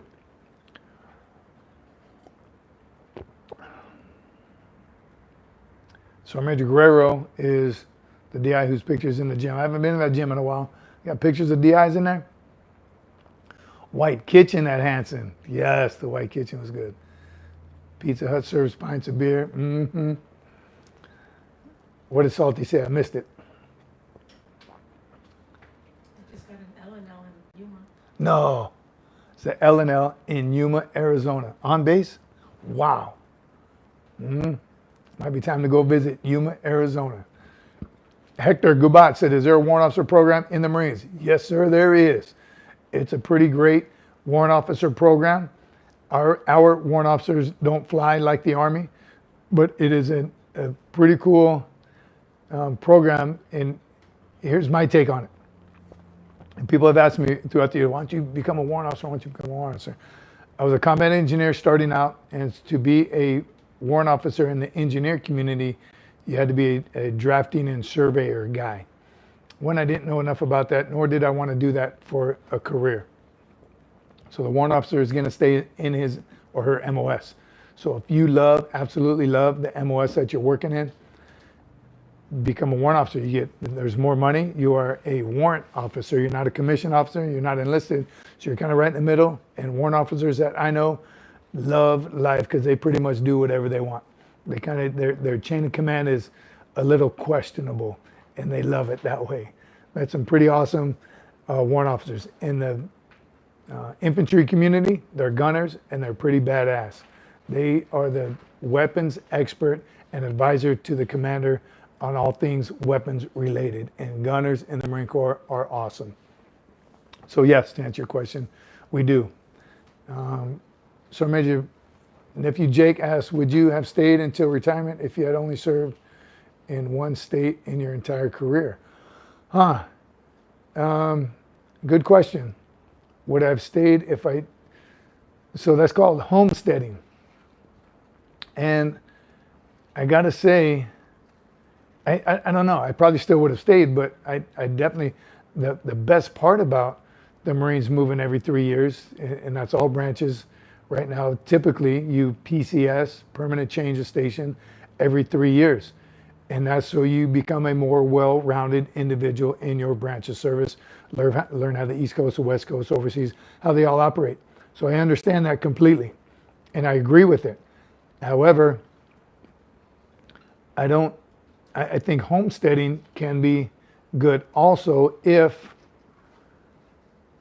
after a while, after you've been in for a while and you have learned different geographic locations, how the Marine Corps operates, and then you found a good spot. A lot of times it's for staff NCOs whose kids are now in high school and you'd like them to finish high school, whose wives or spouses have gotten a pretty solid job that they've been at for a while. So is it okay to have them stay in that geographic location after a while?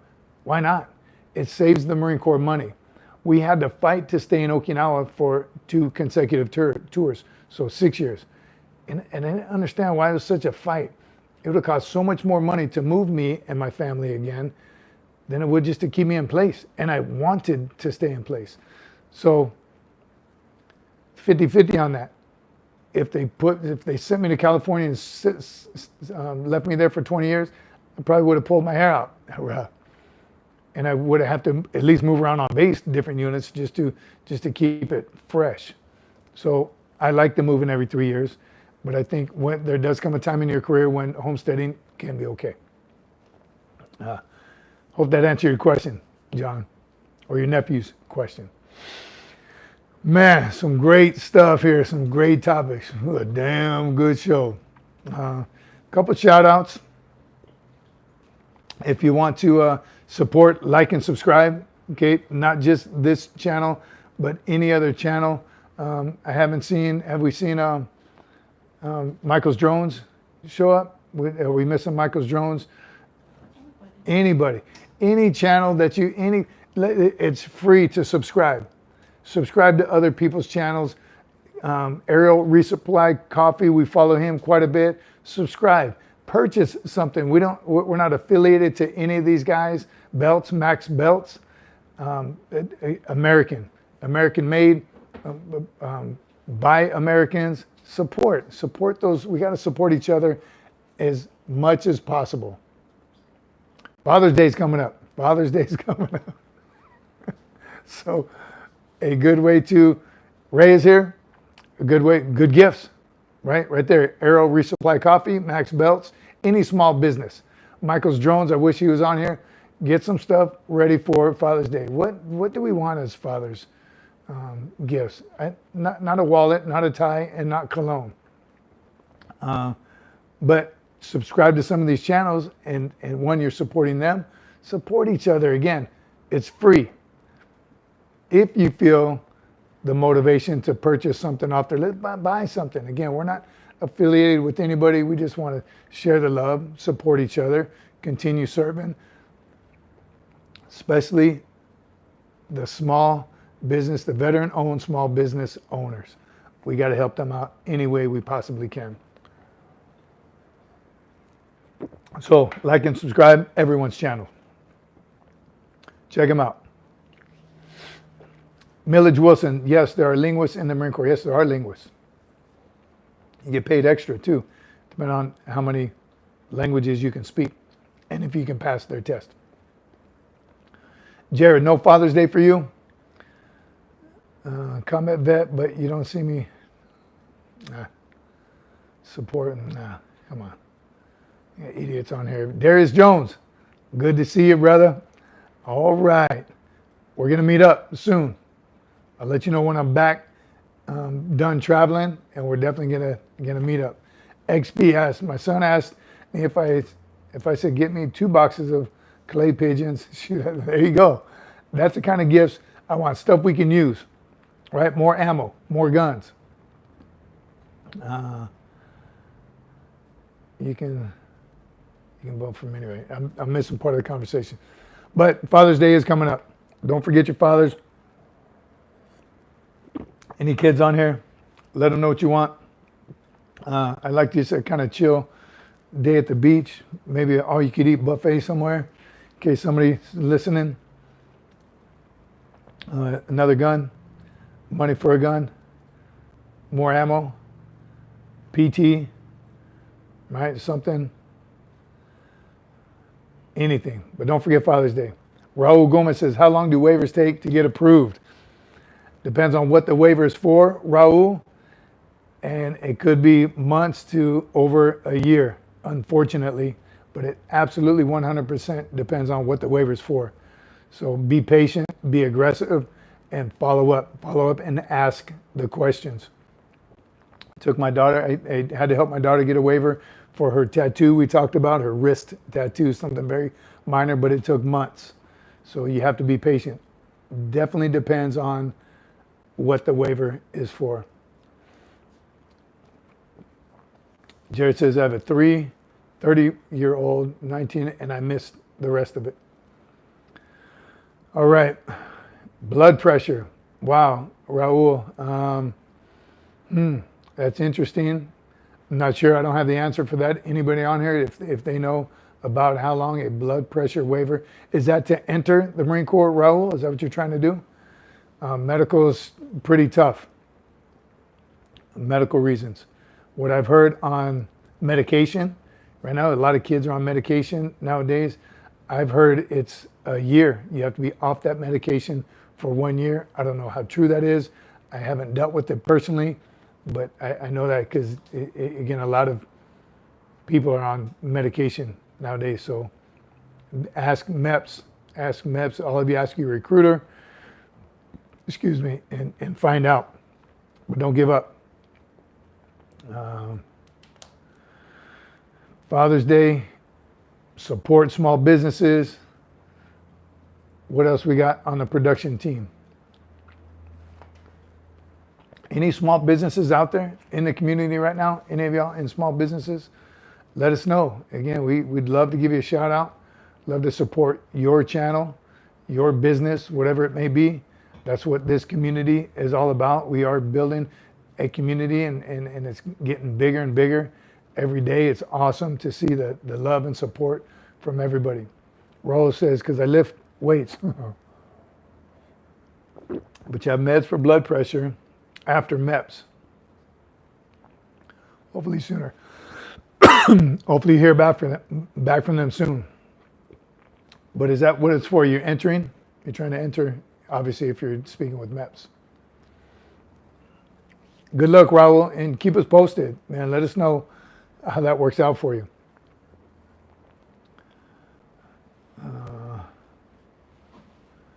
Yes, again, Raul, good luck. Stay with us, brother. Thanks for being here today. And hope we've helped a little bit. Maybe some real comments will come up and somebody can help you out in some way, shape, or form. Right there, AJ says, if you got a good recruiter, they'll work anything. I needed 2 morale waivers, tattoo waiver, age waiver, and a GED waiver, and they all got approved. Don't give up. Awesome, AJ. Balada, good to hear, brother. That's awesome. Sounds like you needed 3 or 2 waivers, tattoo and an age waiver, and a GED. That's 3. That's why you got the GED waiver, because that's 3 waivers. But good on you, and a great recruiter. Good on him or her. It sounds like 5 waivers. You got a lot of waivers. Alex said, where would my wife move after boot camp? Damn it, I missed the rest of it. Did you catch it? After boot camp, your wife, it will stay where she is until you get your orders to your first duty location. So wherever you're living now, she would stay there through boot camp, through MCT, and then your MOS school. So I'm telling you, that first year is rough. So as soon as you get your orders, say it's to Okinawa, now your orders are for both of you. Where would my wife move after boot camp? Would I live in the dorm housing? We currently rent, so I would take some financial planning. If housing is an option, how soon could my wife move in? So I hope you just heard all that. Again, she's got to stay wherever she is until you get to your first duty station. She cannot go to boot camp with you, MCT, or your MOS school. So again, work this out with your recruiter in detail. She is going to be, once you receive orders to your first duty station, now you're both on the orders, you both travel together, plane tickets, household goods, everything. So yes, it's going to have to be worked out with your landlord as well.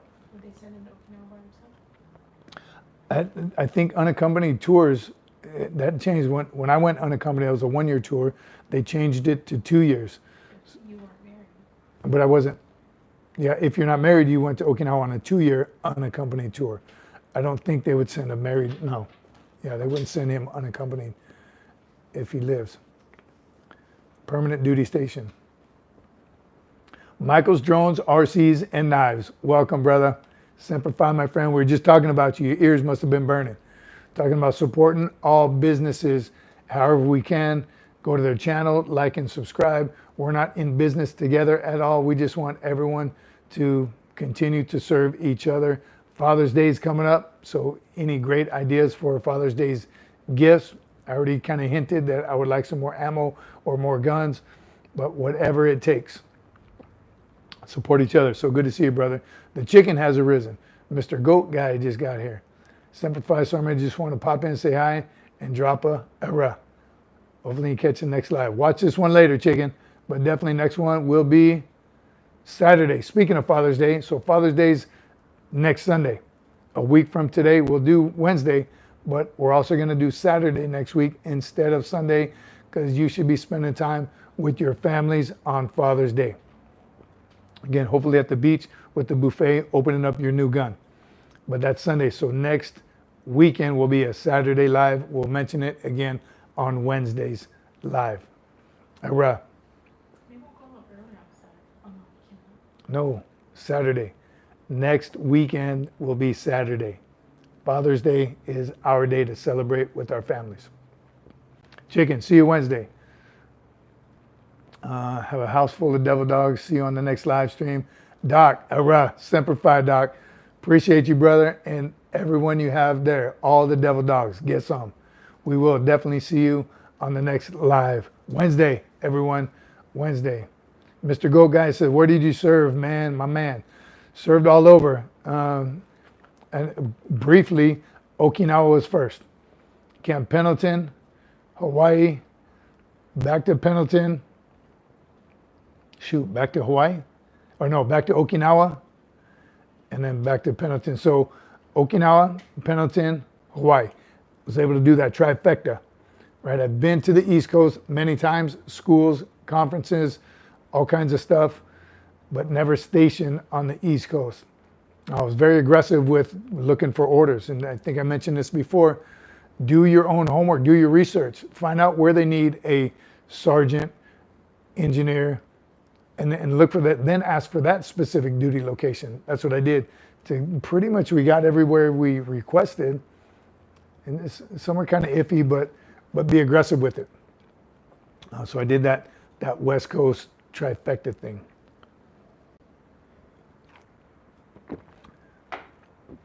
Oh, is that what you're talking about, Mr. Goat? My combat tour services, Desert Shield, Desert Storm, Somalia, OIF, OEF, 2 times each of those. So that's that service. But my duty stations were, again, that trifecta. Yes, and also a Westpac. Alex, do you know Isaac Zuno? Let me ask my production team. I don't know. Sometimes I forget. But that name doesn't ring a bell at all, Alex. Isaac Zuno. No 29 Palms. Again, spent years in 29 Palms. Never stationed there. I don't know how many deployments to 29 Palms. As an engineer, we'd go 3 times a year, and then as infantry, we'd go twice a year. So I have definitely some time in the sand at Camp Wilson out there. Love 29 Palms. What's going on? This is going on. That's true, Jared, but I'm sure you know. Father's Day, I'll be grilling, roasting, broiling, barbecuing, smoking some brisket, hamburger, steaks, chicken, hot dogs, smoked sausage, and yes, even shrimp. DM me your address, John. We're showing up. I'm bringing my whole family. That sounds delicious and a great way to spend Father's Day. I volunteered for about everything because I was hungry and wanted to be where the tip of the spear was, millage. And that's how I got everywhere that I was sent. Every school I went to, every combat deployment, because I volunteered for just about everything. We had a short on that, and I'm telling you, to this day, volunteer for everything. Not to be most Marines serve more than one duty station. I don't know who you're talking to, Jared, but yes. PCS like 9 times.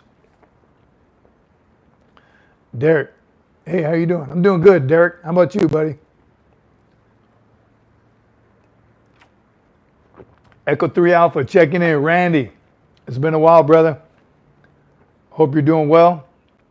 We miss you. We're getting ready to land this plane, so join us Wednesday. Join us Wednesday, and next week it's on a Saturday because Sunday is Father's Day. So we're doing our weekend live on Saturday. But great to see you, Randy. Always, Echo 3 Alpha. I loved all my duty stations, as did I, Nana. I really did. And that question always comes up, what was your favorite? Which one? 1-2 screwed me and wouldn't let me do anything outside of being a grunt, no matter what I volunteered for. I hate to hear stuff like that, Salty Saxy.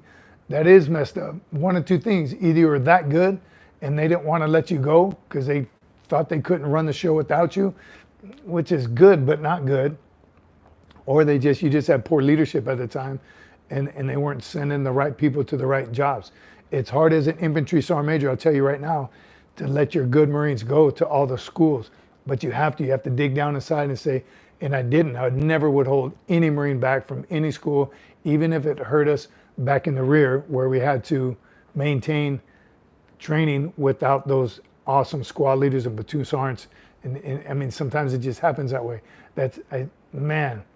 I'm sorry to hear that, Salty. I don't think it was that good. I was that good, but I also wasn't a shitbag. There's huge issues with our leadership. I'm telling you, that hurts me to hear that. And another reason why I did stay in, and I wanted to be the hero and save every unit and leadership talks and functions. You just can't. But don't have a bad taste in your mouth about all leadership, because there is great leadership. There is great leadership in the Corps. Unfortunately, you got a taste of the bad leadership. But I always say you can learn just as much from good leadership as you can from bad leadership. So take it for what it's worth, brother. I'm sorry that happened to you. Stay motivated. Charles Boyer. Currently in high school, thinking about joining after graduation. Does anyone have any advice, suggestions? Yes, Charles, we got tons of advice and tons of suggestions. Watch this later. Subscribe to the channel and watch all of it. And join us Wednesday. We'll be doing another live, 1900 Central Time. Another live on Wednesday and then again on Saturday. But come join us Wednesday. We've already been on for 2 hours now, getting ready to wrap this up. But yes, Charles, we got tons of information for you. And this is the community that you need to be a part of. You'll learn everything you need to know except the experience of boot camp, which you got to do for yourself. Again, God bless every single one of you. Thanks for being here. Oh, one more. You got to communicate a little better. My other niece adds, you got a lot of nephews and nieces, John. If you were a high school teen these days, would you be willing to join? What was the rest of it? Any of the branches of service? If I was a high school teen right now, I'm way too biased now because yes, absolutely 100%. I think every teenager should have to serve 2 years in any of the branches of service, to get that discipline. I mean, I did many decades ago, and I was a high school senior, and I was trying to decide. I didn't have a plan, if that helps your niece. I didn't have a plan. I was going to work for my parents, which I didn't want to do. They were in the food business. I had worked for them my entire teenage years. After school, at lunch, I'd go work. Not that it was hard work. I just wanted to do something else. They're in the food business, and I was waiting tables, cleaning grills, taking out the trash. I could have easily stayed with them, graduated high school, and continued to work for them. I'm not that guy. I wanted to get out, experience the world. College wasn't on my mind. No one in my family went to college, so that wasn't a big push. I did fine in school. I could have done a lot better. I chose not to. So school was easy for me. But at the time, I knew I didn't want to go to college. Later years in the Marine Corps, I realized that, yes, education is key to a lot of things. So I did get my degree later on. But if I was a high school senior right now, would I want to join again? Absolutely. Yes, not a single regret. I wish I could come out of retirement. So no, Oh, the question was about joining the JROTC unit. Thanks, Annie Benani. So, high school teenager, good one. Great question. JROTC wasn't offered in my high school. And I'm going to be completely transparent and honest with everyone right now. Even if it was, I don't think I would have joined it. I didn't know enough about it. No one in my family was military. So I didn't have any positive influence towards the military. Nothing negative, just nothing of knowledge from my family. So I probably wouldn't have. And I played football. I probably would have made the excuse of I don't have time for that.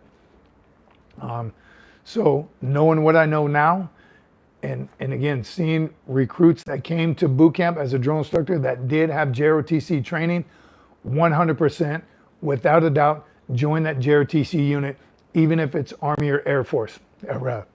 Any JROTC unit, you're going to learn discipline, responsibility, drill, all the things that will help you be more successful in boot camp.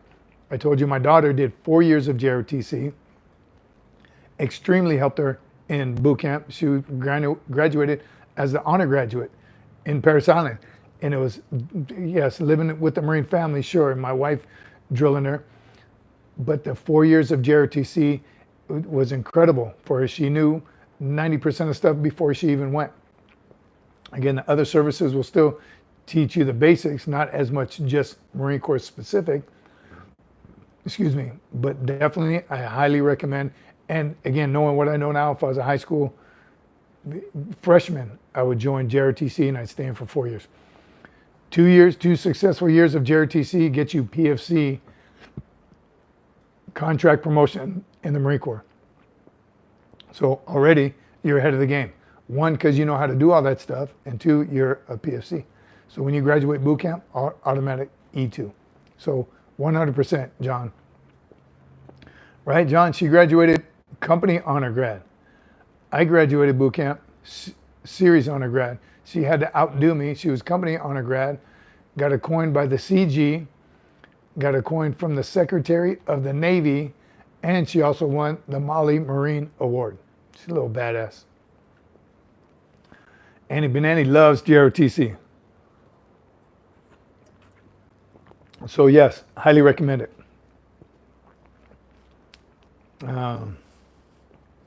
What else? You got any more nephews or nieces, John? One more question. Great information. We've got someone in from Iraq. Thanks for your service. Love from Iraq. URAH. Be safe over there. Be aggressive. USMC URAH. Talked about you a little bit. Way better than anyone from my platoon. URAH. URAH. URAH. A lot of URAHs on here. Motivating. Is there a way to do plumbing in the military? Yes, there is. We have everything. I don't know their MOS number, but they are utilities. The name of it is utilities. 1345, maybe, I don't know. Utilities does showers, head facilities, washers and dryers. So yes, field style stuff, plumbing. And again, utilities are another friend you got to make in the field, because they have washers and dryers and running water into the tents and showers and toilets and everything. So yes, we have plumbers. Again, it's called something else, utilities. I don't know the specific number. Get with your recruiter. But another great MOS, necessary, right? That's who keeps us clean. 5 nieces, 3 nephews, 1 daughter. Semper Fi, John. Enjoy. Right there, world of Jesus. Tempting. Talk to your recruiter. Talk to him. Let him know this is what you want to do. Every job in the civilian world, we have in the Marine Corps. Barring a few, like tattoo artists. Yeah. But although there's some tattoo artists that do make their way into the Marine Corps, and you see some pretty shoddy tattoos. But yes, don't do it. 1171. Thanks, Carl. Yeah, Carl always got my back. 1171s. So yes, plumber, utilities. Takes a brave man to being a plumber in the Corps. It's a lot of work. Ain't no joke. Again, that's when Marines get impatient and needy, like you want to have clean socks and underwear. What's the matter with you? Try feeding them all sometimes, John. I'm telling you, being a cook in the Marine Corps is tough. I'm 22 and have been plumbing for 7.5 years, and I'm very proud of my work, and it's the one thing I want to do. Really, I'm telling you, right up your alley, brother. Talk to a recruiter. Tell them I sent you. No, it's not going to do anything for you. Yes, we do. Yes, we do. And with the probably skills and knowledge you already have, you're going to advance quickly in school. Work your way up. Water technician. Reservists too. Carl. Water technician. We also have the ROPU machine, the reverse osmosis machine, if you know anything about that. And I'm sure it's been upgraded since the last time I've seen one, but yes. How do we get into sharpshooting? Sharpshooting. We do have rifle teams, rifle and pistol teams, where you can compete on a national level. Firefighting.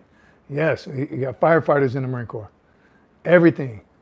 I got you, brother. Have a great night. Wish you luck as well. Jesus. Appreciate you, brother. Thanks for being there. There is a PSYOPs MOS, Nana. I don't know enough about it, but we definitely use PSYOPs in combat, and it helps. If you're asking me, Salty, I was in Camp Cook, Baghdad. Right? When your company first sergeant starts digging you for a plug toilet, you'll rethink. Come on. Jared, you got to think outside the box, buddy. There's more than just that. The ROPU. Who doesn't want fresh water when you're out in the field? Man, that was some good stuff. Randy, you started that off. Appreciate you, brother. With all your nieces and nephews. Get some. All right. Thanks, everyone. Once again, that was a great show. We had a damn good show. Appreciate you all. Yes, regardless of the MOS, I told you I had that one guy that always told people, you join the Marine Corps to be a Marine. Anything else is secondary. URAH. So, love you all. God bless you.